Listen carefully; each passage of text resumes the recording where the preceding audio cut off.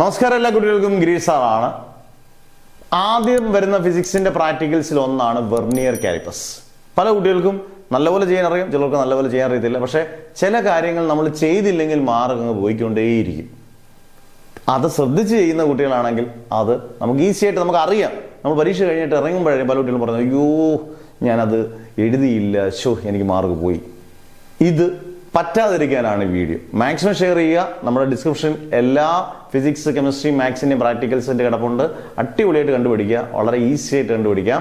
അന്നേരം വെർനിയർ കാലിപ്പസിൽ നിങ്ങൾക്ക് 5 മാർക്ക് പോകാതിരിക്കണമെങ്കിൽ നിങ്ങൾ എന്ത് കാര്യങ്ങൾ ചെയ്യണം? ഒന്ന്, ലീസ്റ്റ് കൗണ്ട്.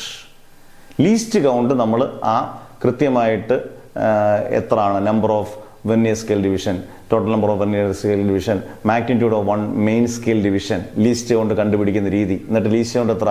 0.01 സെന്റിമീറ്റർ. സെന്റിമീറ്റർ ഒന്നും പല കുട്ടികളും എഴുതത്തില്ല. 0.01 സെന്റിമീറ്റർ. ഇതിന് 2-3 മാർക്ക് നിങ്ങൾക്ക് കിട്ടും. ഇത് നിസ്സാരമല്ല. പിന്നെ പല കുട്ടികളും എല്ലാം ചെയ്യും. MSR എന്തുവാടെ എന്ന് വൈവൈക്ക് ചുമ്മാതെ അധ്യാപനം ചോദിക്കുമ്പോൾ MSR ഞങ്ങൾക്കറിയാമായിരുന്നു. ഇല്ല, പെട്ടെന്ന് നമ്മുടെ ഇന്ന് മാഞ്ഞു പോകും. മെയിൻ സ്കെയിൽ റീഡിംഗ് ആണ്. MSD എന്ന് പറഞ്ഞാൽ മെയിൻ സ്കെയിൽ ഡിവിഷൻ. പിന്നെ VSR വെർനിയർ സ്കെയിൽ റീഡിംഗ് അല്ലെങ്കിൽ വെർനിയർ സ്കെയിൽ ഡിവിഷൻ. ഇത് രണ്ടും നിങ്ങൾ ഓർത്തിരിക്കണം. ഇത് ഓർത്തില്ലെങ്കിൽ ഈ പറഞ്ഞ പോലെ 5 മാർക്ക് നിങ്ങൾക്ക് നിസ്സാരമായിട്ട് കിട്ടുകയും ചെയ്യും, നിസ്സാരമായിട്ട് പോവുകയും ചെയ്യും. പോകുന്നത് നമുക്ക് വളരെ വിഷമമുണ്ടാകും. പിന്നെ റിസൾട്ട്, ഇതിൻ്റെ ലാസ്റ്റ് റിസൾട്ട് എഴുതിയില്ലെങ്കിലും 2 മാർക്ക്. എല്ലാം എഴുതി പരീക്ഷയ്ക്ക് കഴിഞ്ഞ ശേഷം ഒരുപാട് കുട്ടികൾ നമ്മളോട് സാറേ റിസൾട്ട് എഴുതിയില്ല, കുഴപ്പമുണ്ടോ? 2 മാർക്ക് അവിടെ പോകും. അന്നേരം ഇതൊക്കെ ശ്രദ്ധിച്ചാൽ 5 മുതൽ 7 മാർക്ക് വരെയൊക്കെ നിങ്ങൾക്ക് സേവ് ചെയ്യാം.